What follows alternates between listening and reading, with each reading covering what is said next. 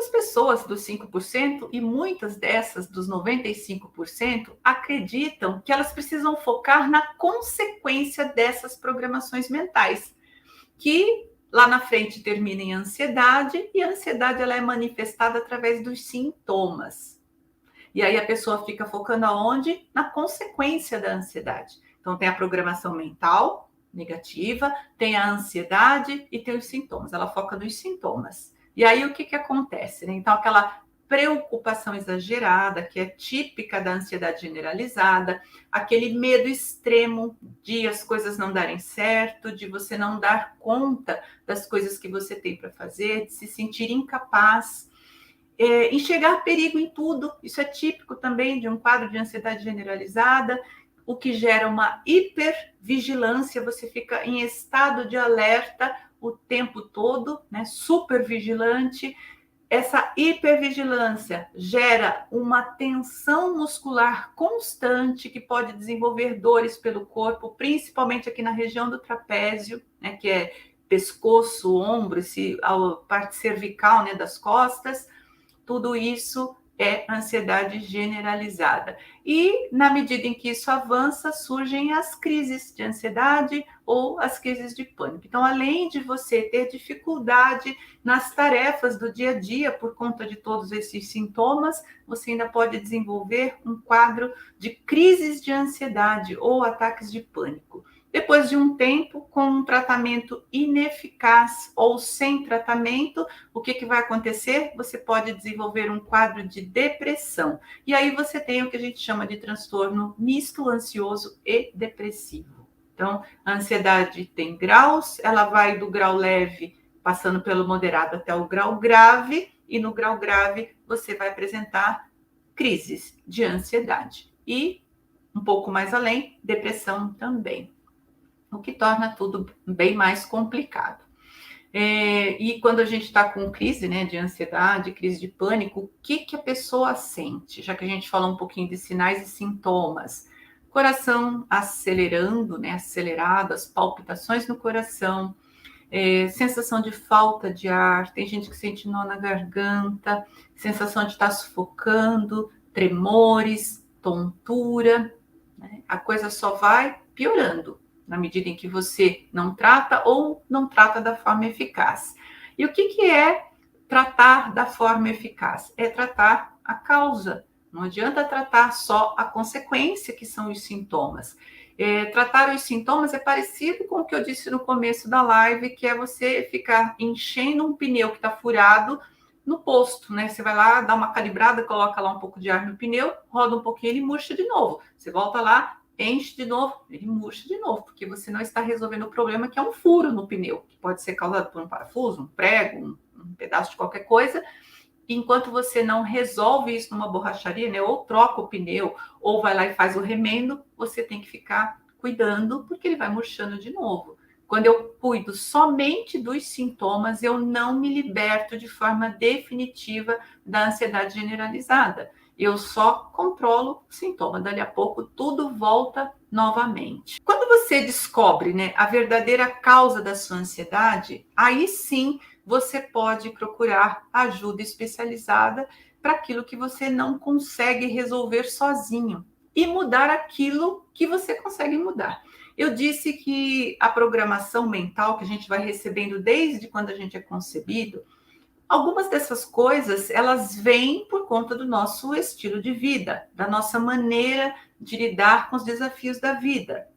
Então, tem uma parte disso que a gente consegue mudar. Vamos falar dessa parte primeiro. Aquilo que a gente consegue mudar, onde a gente pode atuar. Bom, a genética em si, não, né, gente? A genética não tem como mudar, porque os genes, eles são herdados dos nossos pais, né? Quando acontece a concepção, o que está lá com o papai e com a mamãe já vem para a gente. A gente costuma dizer que os nossos pais estão em nós, de certa forma, né? Um pedacinho veio da mamãe, um pedacinho veio do papai, e essa genética vem para a gente. Eu não mudo a genética. E a genética dita uma tendência, mas ela não é uma sentença. Então, tem coisas que eu posso fazer para evitar de desenvolver um transtorno de ansiedade. Ou, caso já tenha desenvolvido, trabalhar no sentido de melhorar isso, de mudar, de se curar disso e ficar bem de verdade. Eu posso mudar, por exemplo, algumas crenças, porque é bem interessante a gente falar sobre isso, né?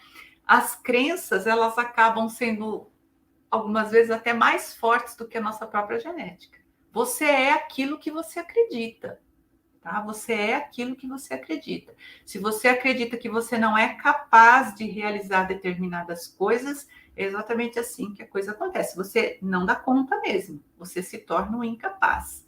Assim como, na medida em que você reprograma as suas crenças e passa a acreditar em você de uma outra maneira, você começa a realizar grandes feitos. Então, a genética dita uma tendência, mas nós podemos mudar isso fazendo uma ressignificação das nossas crenças. Ah, dá para fazer isso sozinho? Aguenta aí, não dá não. Isso daí a gente já vai explicar. O que dá para fazer sozinho? Mexer no seu estilo de vida. Então, se você é uma pessoa que se alimenta mal, né? Hoje não faltam para a gente informações de como a gente pode se alimentar de forma mais saudável, nós podemos ter o acompanhamento de um nutricionista, nós podemos pesquisar na internet, existem cursos, você pode conversar com o seu médico, você pode conversar com uma amiga, uma pessoa que você pode se espelhar nela, que se alimenta melhor, e isso já pode ser uma mudança, já pode começar a te ajudar. Nós mesmas, aqui eu e a Sandra, falamos bastante sobre isso. Existem alguns alimentos que são ansiogênicos, eles aumentam a ansiedade, colaboram para que você fique mais agitado, mais agitada. Um deles é a cafeína, presente no café, em alguns outros alimentos, inclusive alguns tipos de chá contém cafeína. A gente sabe também, existem estudos que mostram que o açúcar também tem uma relação com os altos níveis de ansiedade. Então, menos doce, né? Diminuir a quantidade de doce. Isso é saudável de uma forma geral, mas vai te ajudar com a ansiedade também. Outra coisa que é bastante importante para a gente prestar atenção, sair do sedentarismo, né? Vida sedentária, o que é isso? Vida sem exercícios físicos feitos de forma consciente para cuidar do corpo. Ah, Inês, eu já me exercito, eu limpo a casa, eu varro o quintal. Sim, você está se movimentando, mas não necessariamente se exercitando de forma a melhorar o seu sistema como um todo. Então, existem exercícios físicos feitos em academia, instruídos por educadores físicos, mas você pode também, por exemplo, implementar uma caminhada na sua vida, dar uma caminhada em volta do quarteirão, andar um pouco no final do dia, no começo do dia, tudo isso vai começar a te colocar em movimento. Eu costumo dizer que o nosso corpo é um tipo de uma máquina que precisa estar em constante movimento. Vida sedentária, além de promover essa questão do ganho de peso, de você começar a ter dores nas articulações, porque você começa a enferrujar, igual as máquinas enferrujam, né?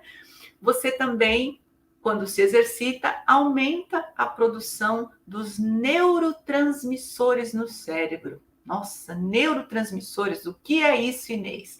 São substâncias produzidas pelo nosso cérebro, é uma química que o nosso cérebro produz e que traz a sensação de bem-estar. Sempre que nós nos exercitamos com regularidade, nós aumentamos a produção dessa química cerebral que traz essa sensação de bem-estar, de alegria, de euforia, você fica se sentindo bem. Tanto que algumas pessoas falam assim, é muito difícil começar a fazer exercício físico. Aí ela começa, um pouquinho por dia. Dali a pouco ela fica fã, porque ela pratica o exercício físico e começa automaticamente a se sentir melhor. Então, essa é uma outra coisa onde você pode também fazer uma interferência muito positiva. Relacionamentos e ambientes profissionais, né? Um ambiente profissional tóxico. Muitas vezes você precisa mudar de ambiente, mudar de relacionamento. Inês, isso não é fácil. Não é fácil, não estou dizendo que seja fácil, mas nós precisamos nos amar, né? Quando a gente se ama, a gente se cuida, e muitas vezes se cuidar é fazer mudanças importantes na nossa vida. É um ambiente estressor demais, procurar ambientes mais calmos.